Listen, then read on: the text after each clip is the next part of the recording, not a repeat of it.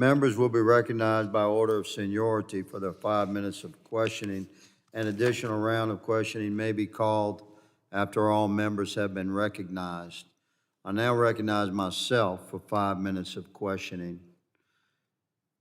My colleagues and Americans watching this, the legislative branch of our government passes laws, and the executive branch historically works to enforce those laws. In a broad perspective, the executive branch is required to have a rule-making whereby the laws are interpreted and the means by which the enforcement of those laws shall be established across the country. This is reasonable and understandable. But federal law enforcement, especially when it comes to something as clear as enforcement of border and immigration law, is much less of a gray area. And the solution has been suggested here, one could argue that from my colleagues across the aisle, you've reached a solution, but it's not a solution within the parameters of enforcement of existing federal law as established by the United States Congress, and we are the legislative branch. So there's been an interesting interpretation of executive authority since January of 2021, whereby our current administration, if it doesn't like an existing law, it uses executive authority to find a way around that law. And that's what has happened with the incoming wave upon human wave of illegal migrants attempting to come into our country. The federal immigration laws that have been established by Congress have been essentially replaced by immigration policy that legalizes illegal entry into our country. And they tell you the numbers of illegal entry are down because this executive branch has redefined what an illegal entry is. The CBP-1 app goes down through Mexico and Central America into Colombia. And these migrant citizens, these children of God, who endeavor to enter our country, but they're undocumented, which makes them illegal.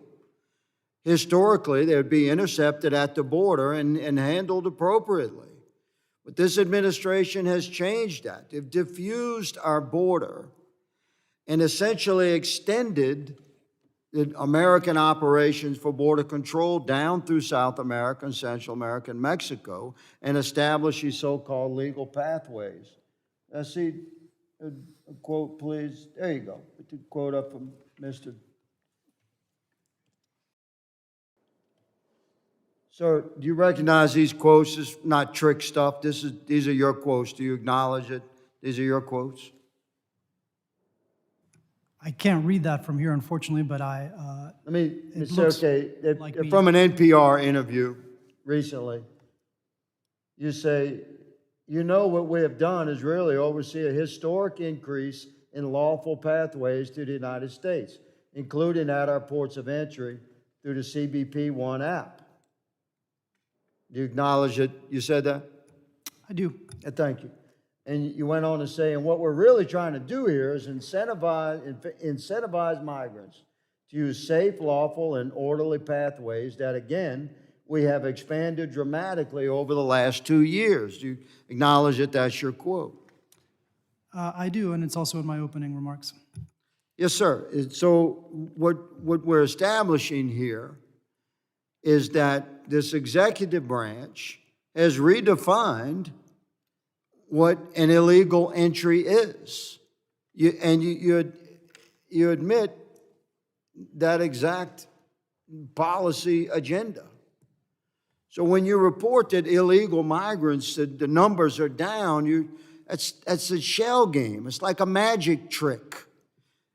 we were advised by Chief Ortiz, in what I believe was his last confidential briefing, that there were 657,000 immigrants in the pipeline south of the border. It was an interesting number, because Chief didn't say between 600 and 700,000. He didn't say, 650,000, give or take. He said 657,000. That's quite a precise number. Mr. Hubman, Mr. Nunes-Nito, I'll just ask you each to, and I'll yield the balance of my time. Where are those 657,000 people headed? So I have not seen that particular estimate. We do know that It was from the chief. He's now retired, and my time has expired. Are they headed north? we believe many of them are waiting for the lawful pathways and processes that we have In order to come established, north? not just in Mexico, but in other countries along the hemisphere. They're headed here. Mr. Huffman, do you agree they're headed here? A lot of them are headed here, yes, sir. Some of them have stayed in other countries. Like we know there's many of the Venezuelans have stopped and stayed in Colombia. So there's a lot of people in movement, but generally this direction, yes, sir. And thank you for your answer, gentlemen, for being here. My time has expired. I recognize Ranking